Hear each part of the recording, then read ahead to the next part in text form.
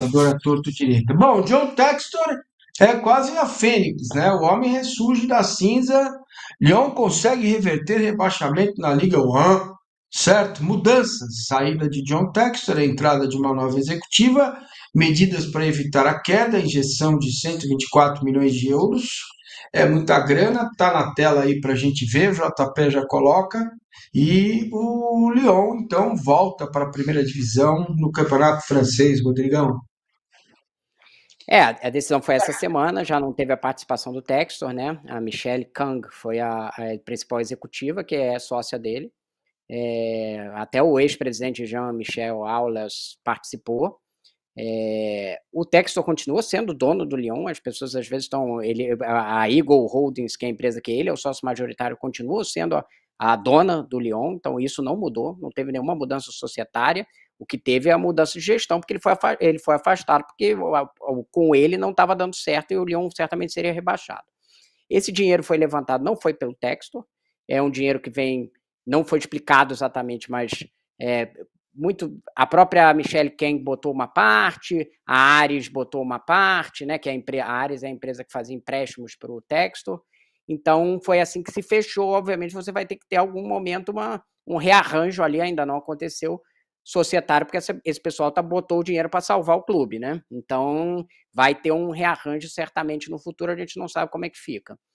O que o Lyon se comprometeu? Uma disciplina financeira, vai ter um orçamento ali bem certinho, e a Michelle Kang falou assim, trazer mais profissionalismo à gestão.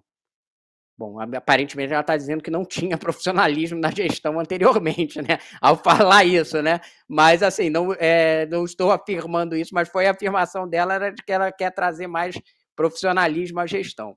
E a questão das operações com o Botafogo ainda não está claro, mas eu acho muito difícil que continue a operação de caixa único do Lyon e do Botafogo operando junto, até porque durante esse processo teve muito questionamento em Lyon por parte da torcida, por parte do órgão financeiro, o DNCG, sobre esse relacionamento. Inclusive, a equipe publicou informações que a gente não tem a confirmação de que o Lyon tinha uma folha salarial maior do que os seus jogadores e pagava uma parte dos salários do Botafogo. A gente não tem comprovação de que essa informação é verdadeira, mas essa informação estava no principal jornal esportivo francês, ou seja, é uma discussão grande lá. É difícil que o Lyon ajude o Botafogo. E aí você fala assim, e como é que fica o Botafogo?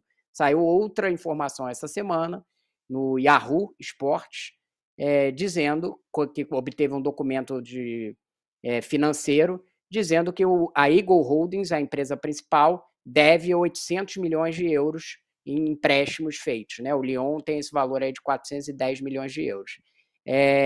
Não está claro como é que é o estágio das contas do Botafogo e da Eagles Holdings, simplesmente por um motivo. O Botafogo não publicou balanço e nem a Eagle Holdings publicou balanço. A gente não sabe o que está acontecendo.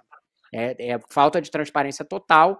No Lyon, a gente começa a saber que eles eram obrigados a publicar já os balanços anteriormente, e porque agora a Michelle Kang está dando algumas pistas de como está sendo a operação do Lyon. Mas a gente não pode cravar qual é o efeito para o Botafogo, porque não tem nem balanço.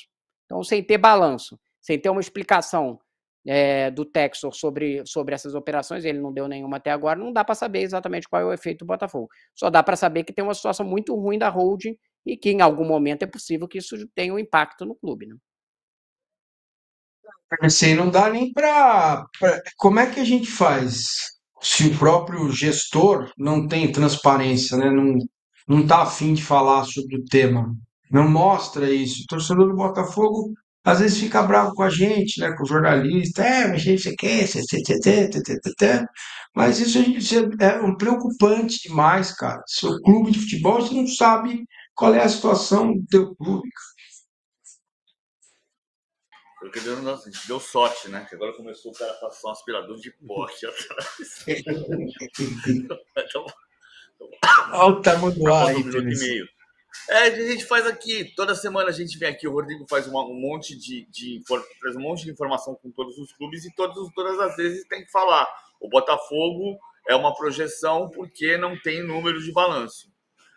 E uma hora eu vou fazer fair play financeiro. Vamos, né?